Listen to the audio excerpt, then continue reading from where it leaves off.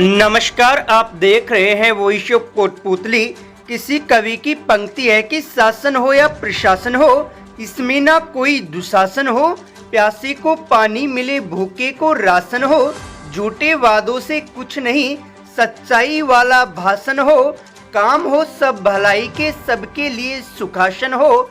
लेकिन आज जनता को कितना सुखासन व कितना सुशासन मिल रहा है, इस सवाल का जवाब मैं दर्शकों और जिम्मेदारों पर ही छोड़ता हूं। क्या हो जब सरकार के आदेशों को लागू करने वाला प्रशासन ही कागजी कार्रवाई और खाना पूर्ति कर इतिश्री कर लेता हो। आखिर कब बंद होंगे हादसों को न्योता दे रहे खुले कुएं? क्या कर रहे जिम्मेदार? सरकारी आदेश फाइलों में ही दबे, हकीकत में बोरवेल व कुएं अभी भी हैं खुले। दौसा का आर्यन व सांगानेर का अनुज इन हादसों के शिकार हो चुके हैं, बावजूद इसके जिम्मेदारों की नींद नहीं खुल रही। कोटपुतली के कीरत सिंहपुरा में मासूम चेतना खुली बोरवेल का, तो वहीं कायमपुरा बास में बुजुर्ग भरत राम खुले कुएं का शिकार हो चुके हैं। बावजूद इसके प्रशासन इन हादसों से कुछ क्यों नहीं सीखता? अब ताजा मामला सामने आया है बानसूर से, जहां राठौड़ा का बास में बीती रात्रि एक युवक खुले कुएं में गिर गया, जहां इलाज के दौरान उसने दम तोड़ दिया। प्राप्त जानकारी के अनुसार हमीरपुर के राठौड़ा का बास के रहने वाले महेंद्र सिंह राजपूत अपने घर जा रहे थे। इसी दौरान आंगनबाड़ी के पास वह खुले कुएं में गिर गया। ग्रामीणों ने घायल को कुएं से बाहर निकाला और इलाज के लिए बानसूर उपजिला अस्पताल लेकर गए, जहां उन्हें कोटपुतली रेफर कर दिया गया, जहां इलाज के दौरान घायल महेंद्र सिंह राजपूत ने दम तोड़ दिया। एसडीएम अनुराग हरित ने तहसीलदार को मामले की जांच के निर्देश दिए हैं। उन्होंने कुएं की स्थिति की जांच के लिए कहा है। हमीरपुर पटवारी महेश मीणा ने बताया कि कुआं खातेदारी में है, जिसमें 40-50 किसान हिस्सेदार हैं। जनवरी में खातेदारों को कुएं को ढकने का नोटिस दिया गया था, लेकिन अभी तक कोई कार्रवाई नहीं की गई है। अब देखना होगा कि क्या वास्तव में प्रशासन इस मामले में जिम्मेदारों पर कार्रवाई करता है या फिर कागजी खाना पूर्ति कर इतिश्री कर लेता है।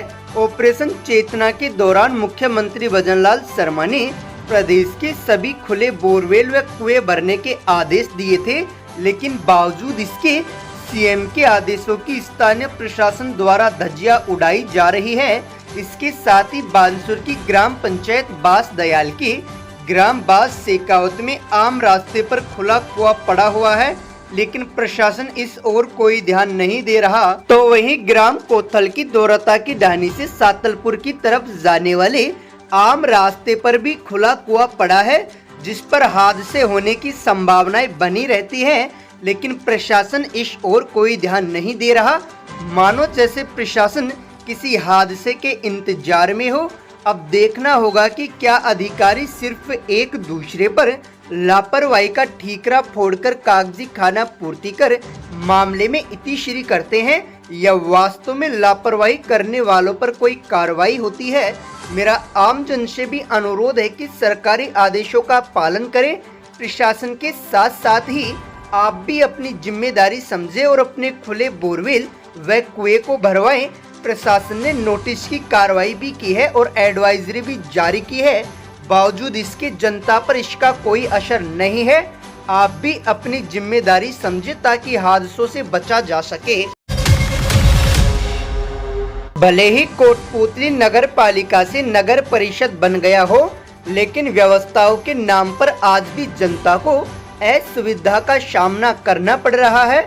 नगर परिषद में गायों और आवारा पशुओं को पकड़ने के लिए लाखों रुपए के ठेके दिए जाते हैं, लेकिन आए दिन नेशनल हाईवे पर आवारा पशुओं के आ जाने से हादसे होते रहते हैं और जाम की स्थितियां बनी रहती हैं। बावजूद इसके नगर परिषद प्रशासन द्वारा इस ओर कोई ध्यान नहीं दिया जा रहा है। नगर परिषद प्रशासन की तमाम व्यवस्थाओं के दावों की पोल खोलने के लिए यह वीडियो ही काफी है। अब आपको सुनाते हैं कांग्रेस के अहमदाबाद अधिवेशन में सूबे के पूर्व डिप्टी सीएम सचिन पायलट का दिया गया धुआंधार भाषण, जहां उन्होंने कांग्रेस संगठन में एकता का संदेश देते हुए भाजपा व मोदी सरकार पर जमकर निशाना साधा। मैं बहुत सौभाग्यशाली हूं और गर्वान्वित महसूस करता हूं, गर्व इस बात का कि जो प्रस्ताव न्याय पथ के नाम से कार्य समिति ने कल बनाया है वो आप सबके समक्ष हम लोग रख रहे हैं। And for those of our friends who don't speak Hindi, it will be available in English to all of you. साथियों, आज से ठीक 100 साल पहले महात्मा गांधी जी ने कांग्रेस पार्टी का अध्यक्ष पद संभाला था और ये 150वीं जयंती सरदार पटेल साहब की है। इस ऐतिहासिक अधिवेशन में हम यहाँ मौजूद हुए हैं और अभी आपने खड़गे साहब का भाषण सुना। देश में जो हालात बने हैं वो हम सबके सामने हैं, लेकिन आज न्याय पथ की क्यों जरूरत पड़ी है? देश में जो सरकार काम कर रही है, पिछले 10 सालों में महंगाई, बेरोजगारी, आर्थिक असमानता, ध्रुवीकरण और क्रूरता की सारी हदें पार कर चुकी है और भारतीय राष्ट्रीय कांग्रेस अब नफरत, नकारात्मकता और निराशा के इस वातावरण को बदलकर न्याय और संघर्ष के रास्ते पर चलने के लिए प्रतिबद्ध है। कांग्रेस की रगों में कुर्बानी और राष्ट्रवाद भरा हुआ है, लेकिन कांग्रेस के लिए राष्ट्रवाद क्या है? जो लोग राष्ट्रवाद की दुहाई देते हैं, राष्ट्रवाद का चोला ओढ़कर वोट बटोरने का काम करते हैं, मैं उन लोगों को बताना चाहता हूं कि कांग्रेस पार्टी का जन्म संघर्ष के लिए हुआ, देश की आजादी के लिए हुआ और कांग्रेस पार्टी के सुनहरे इतिहास में हमारे नेताओं ने जो कुर्बानियां दी हैं उसका पूरे देश और दुनिया में कोई दूसरा उदाहरण नहीं है। कांग्रेस पार्टी के नेताओं ने देश को अखंड रखने के लिए, चाहे इंदिरा गांधी जी हो, चाहे राजीव गांधी जी हो, चाहे सरदार बेअंत सिंह हो, उन्होंने अपने प्राण न्यौछावर किए, छातियों पे गोलियां खाई इस देश की अखंडता और समृद्धता को एक रखने के लिए। ये कांग्रेस का राष्ट्रवाद है। कांग्रेस का राष्ट्रवाद भारत को जोड़ने का है, भाजपा का राष्ट्रवाद समाज को तोड़ने का है। कांग्रेस का राष्ट्रवाद भारत की अनेकता को एकता में मिलाने का है और भाजपा का राष्ट्रवाद अनेकता को खत्म करने का है। सत्ता को हथियाने के लिए और बरकरार रखने के लिए धर्म, जाति, क्षेत्रवाद, भाषा, पहनावा और खान पान में लोगों को बांटने के लिए जो राष्ट्रवाद की दुहाई देते हैं, उनको आईना दिखाने का अब समय आ चुका है। वो लोग जो कांग्रेस मुक्त बनाने की बात करते हैं, मैं याद दिलाना चाहता हूं आपको, राजीव गांधी जी प्रधानमंत्री बने थे तो कांग्रेस के पास 400 से ज्यादा सांसद थे। हमने कभी नहीं सुना राजीव जी को बोलते हुए कि विपक्ष मुक्त देश बनाना चाहते हैं या भाजपा मुक्त देश बनाना चाहते हैं। लेकिन घमंड की ये परिकाष्ठा हो गई है कि कांग्रेस मुक्त बनाना चाहते हैं। मैं उन सब विरोधी ताकतों को बताना चाहता हूं कि कांग्रेस की जड़ें देश में तो बहुत मजबूत हैं ही, लेकिन गुजरात में भी बहुत मजबूत हैं और 400 पार का नारा देने वालों को पिछले लोकसभा चुनाव में जनता ने आईना दिखा दिया और बैसाखियों पर लाके खड़ा कर दिया सरकार चलाने के लिए। प्रजातंत्र की पहरी है और संविधान की रक्षक है कांग्रेस पार्टी। 1950 में जब संविधान लागू हुआ था, उससे पहले बाबा साहब अम्बेडकर ने खुद 25 नवंबर 1939 को संविधान सभा में कहा था कि कांग्रेस के बिना संविधान बनाना असंभव था।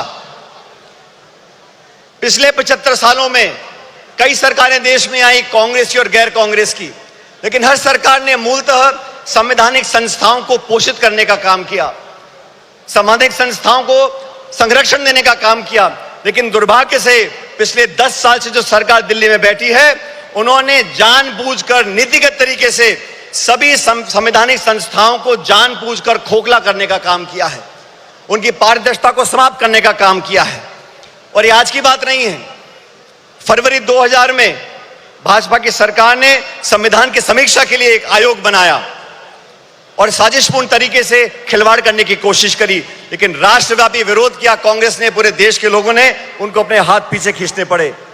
और 2024 के लोकसभा चुनाव से पहले भाजपा नेताओं ने खूब कहा 400 पार करा दो, और भाजपा के सांसदीय उम्मीदवारों ने कई बार नारा देकर अपनी दुर्भावना को प्रकट किया कि कैसे वे संविधान के खिलवाड़ करना चाहते हैं। साथियों, भाषण देना अलग बात है, लेकिन सरकार के कामकाज को अब देखिए।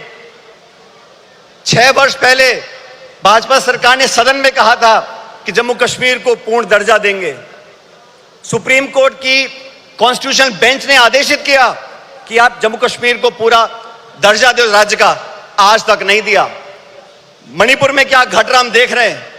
गृह युद्ध के हालात बने हुए हैं, बलात्कार हो रहा है, लूटपाट हो रही है, महामारी बची है, लेकिन ना तो प्रधानमंत्री जी को वहां जाने का समय है, ना उनकी इच्छा है।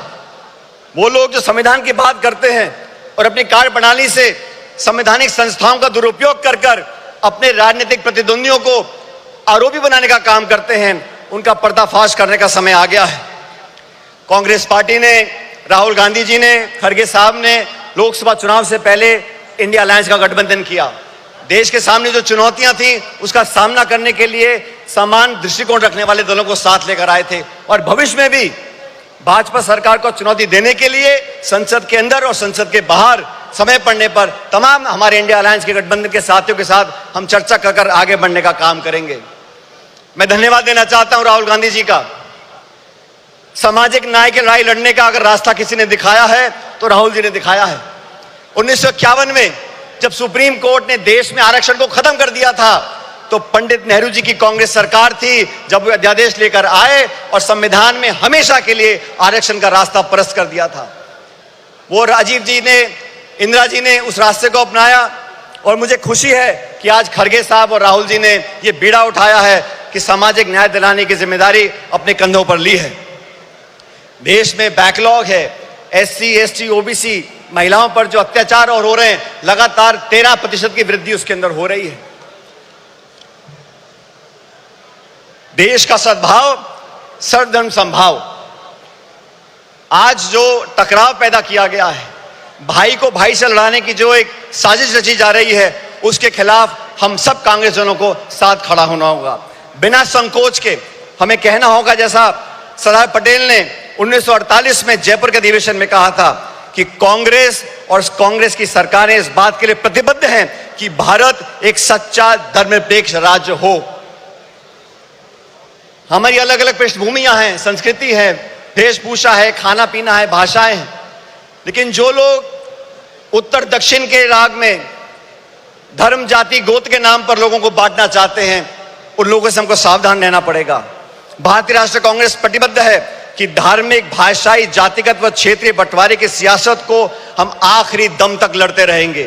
देश को ना बंटने देंगे, ना बांटने वाली ताकतों को बढ़ने देंगे। हमारा वही नारा है, नफरत छोड़ो और भारत जोड़ो, जो नारा राहुल जी की यात्रा में हम सब लोगों ने बड़ी गुरजोर से कहा था। महिला अधिकार की बातें करते हैं, आदि आबादी और पूरा हक, ये कांग्रेस का संकल्प है। एनी बेसेंट से लेके सरोजिनी नायडू जी, नेली सेनगुप्ता जी, इंदिरा गांधी जी, सोनिया गांधी जी ने हमेशा महिलाओं के अधिकारों को पहली पंक्ति में लाने का काम किया है। पिछले 1 दशक में महिला अत्याचार, शोषण, प्रताड़पन, अपराध इतने बढ़ गए हैं कि भारत मां की आत्मा पूर्णतः छलनी हो गई है। केंद्र की भाजपा सरकार के आदेश पर महिला पहलवान बेटियों को दिल्ली की सड़कों पर जो घसीटा गया, या मणिपुर में मां बहनों को सार्वजनिक तौर से निर्वस्त्र कर घुमाया गया, हाथरस से लेकर उन्नाव तक भारत मां के सीने पर ऐसे हजारों घाव हैं। आए दिन देश की बेटियों के बारे में भाजपा के मुख्यमंत्री, केंद्रीय मंत्री और उनसे संबंधित संस्थाएं जिस प्रकार उनके पहनावे, आचरण, चरित्र, बाहर जाने के समय उनकी स्वतंत्रता, खान पीन व निर्णय लेने की क्षमता को लेकर लगातार आपत्ति उठाते रहते हैं, उसका हमको विरोध करना पड़ेगा। ये वो सरकार है जो किसानों का विरोध करती है। मुझे फक्र है कि हम उस पार्टी के कार्यकर्ता हैं जिसने संकल्प लिया है कि हम लोग किसानों का MSP पर एक कानूनी अधिकार जनता को देंगे और 50% से ऊपर समर्थन मूल्य किसान को मिलेगा। श्वेत क्रांति, हरित क्रांति, मिनिमम सपोर्ट प्राइस, ये सब कांग्रेस की सोच का परिणाम रहा। भाजपा ने तो 3 काले कानून लेकर आए, 16 महीने तक आंदोलन हुआ, 700 किसान शहादत हो गई उनकी, और फिर जाके भाजपा को अपने हाथ पीछे खींचने पड़े। आप सबको याद होगा साथियों, जमीन अधिग्रहण को लेकर राहुल गांधी जी ने भट्टा परसौल में एक आंदोलन किया था। तब कानून बना लैंड एक्विजिशन एक्ट का। उस भट्टा परसौल के आंदोलन के बाद से तमाम चंद उद्योगपति और भाजपा की सरकार ने मिलकर राहुल जी की छवि को धूमिल करने का काम किया था। और आज तक वो इस काम में लगे हुए हैं, क्योंकि गरीब की, किसान की, मजदूर की, अपेक्षित की आवाज उठाने का काम राहुल जी करते हैं, कांग्रेस पार्टी करती है। आज इस अधिवेशन से, इस प्रस्ताव के माध्यम से हम एक बार फिर किसान के प्रति अपने समर्थन को रेखांकित करना चाहते हैं। अर्थव्यवस्था की हम बात करें 2 मिनट के लिए, मनमोहन सिंह जी की सरकार में 10 साल में 27 करोड़ लोगों को गरीबी रेखा से उठाया गया, 8% की जीडीपी ग्रोथ हुई। आज के जो हालात हैं, और कृपया करके गौर से सुनिए, इस देश के जो 1% सबसे अमीर लोग हैं, उनके पास देश की 40% संपत्ति है। 1% अमीर लोगों के पास 40% संपत्ति है, और जो निचले 50% लोग हैं, उनके पास मात्र 6.5% संपत्ति इस देश की है। हम लोग आज अधिवेशन मौजूद हैं, ये संकल्प लेके यहां से जाना पड़ेगा। कर्नाटका में हम लोगों ने संकल्प लिया कि 2025 संगठन का वर्ष होगा। साथियों, मैं चाहता हूं इस अधिवेशन की महक पूरे देश के हर गांव, हर ढाणी, हर कस्बे तक पहुंचे। जिस इच्छा शक्ति के साथ हम संघर्ष कर रहे हैं, जिस मजबूती से राहुल गांधी जी, मोदी जी और पूरी सरकार को चुनौती दे रहे हैं, उनके साथ कंधे से कंधा मिलाकर हम लोगों को राजनीतिक विजय प्राप्त करनी पड़ेगी। अगर अभी तक आपने चैनल को सब्सक्राइब नहीं किया है तो चैनल को लाइक, शेयर व सब्सक्राइब अवश्य करें। जिले की तमाम छोटी बड़ी खबरों को जानने के लिए बने रहे वॉइस ऑफ कोटपुतली के साथ। बालाजी फिनसर्व, जहां मिलती है आपको वाहन बीमा, स्वास्थ्य बीमा, म्यूचुअल फंड, जीवन बीमा, फाइनेंस, साधारण बीमे की सभी सुविधाएं। कार्यालय बानसूर महाविद्यालय के पास, बाईपास रोड, बानसूर। मुख्य कार्यालय लालकोठी, कोटपुतली। अधिक जानकारी के लिए संपर्क करें 8302367656।